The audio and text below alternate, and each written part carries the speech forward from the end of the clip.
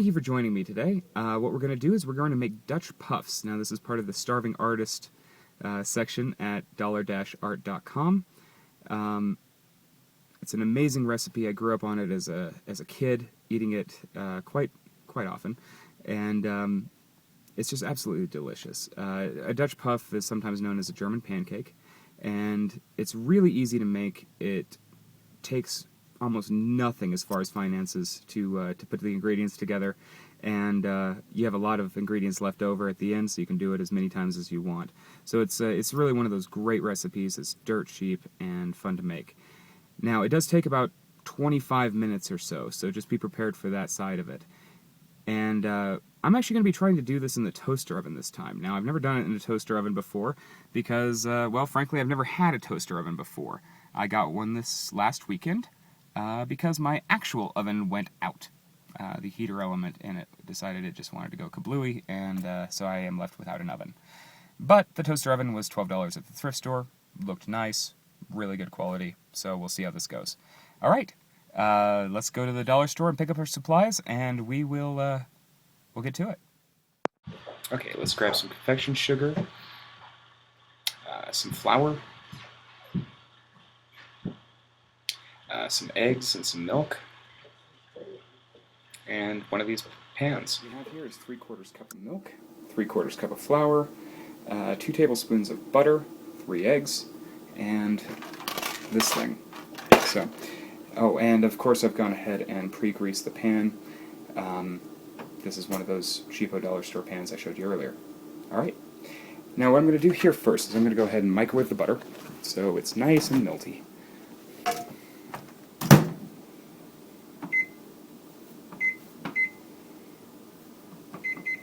We want it to be completely liquid. So, meanwhile, we're going to go ahead and screw that bad boy. It's nice and clean inside.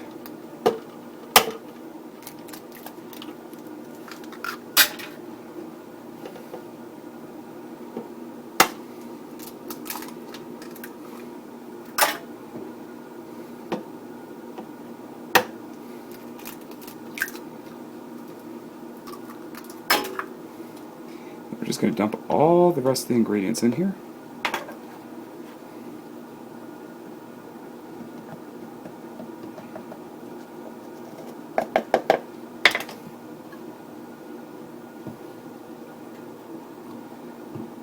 Oh, almost forgot the salt. Well, let's see what we got here.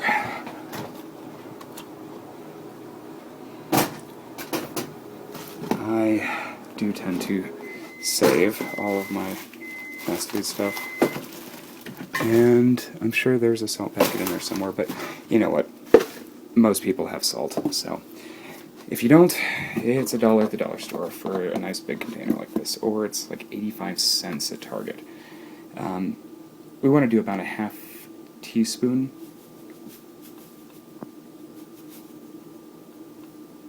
I'm going to fudge a little bit on that one, because the end result will be about the same. Let's check on that butter. Ah, there we are. Well, you can use butter or margarine. I'm actually using the stick margarine from the dollar store, and it smells wonderful. So, we're going to go ahead and screw that guy on tight. Make sure that's pressed down all the way.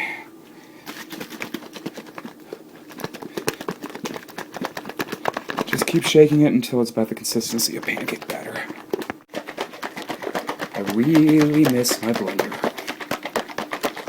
And I guarantee that YouTube's going to probably try to auto-shake correct this. Can't be done, YouTube. Sorry.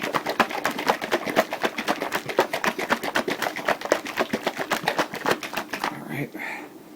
Well, that should be pretty close. Yeah. There we go. Nice. Maybe a little bit more. Yeah, that should be good. Alright. You all didn't get seasick from watching me do that, but there we go. We're just going to go ahead and pour it right in. Now when you're greasing the pan, make sure that that you go up on the edges, because this needs to be able to rise. So, alright, so here we go. Well, let's go ahead and get that guy open. Hopefully that pan will fit in there. I've got it set at 400 degrees.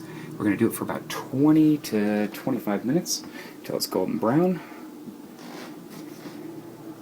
And, oh, beautiful. Perfect. I've got the tray on the lowest setting because this thing will go up quite a bit. Hopefully it's not going to rise too much, but we'll see. Alright. This is my first time doing this too. I'm just hoping this works. Probably shouldn't admit that, but not in front of all you fine YouTube folks. There we go. 25 minutes, 400 degrees on bake. Alright. See, it's starting to creep up the sides there, just barely. But we're still only at 20 minutes. So, we'll come back and take a look in a sec. So apparently, one of these little Dutch ovens cooks this stuff a lot faster. So, I'm going to say you probably don't want to do 20 minutes, because look at this at 17. If it starts to rise too quickly, just go ahead and open and shut the door, and it should go down a little bit. Also, you want to make sure that this thing's not going to burn, so just keep an eye on it as you're going along. You can see we got a little bit of a burn piece right there. Now, once you're done cooking it, now with mine it only took about 14 minutes, go ahead and grab some of the butter and just try to spread it around on the Dutch puff. Get a nice little pool going. After that, you want to grab your lemon juice.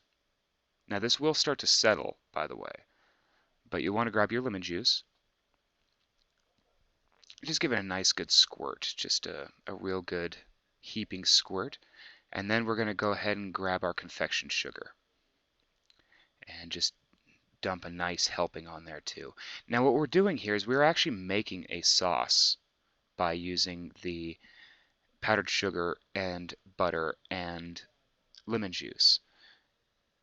Now, I know some of the recipes available online will have their own sauces that they make, but this is essentially a sauce. Spread it around, and then go ahead and serve.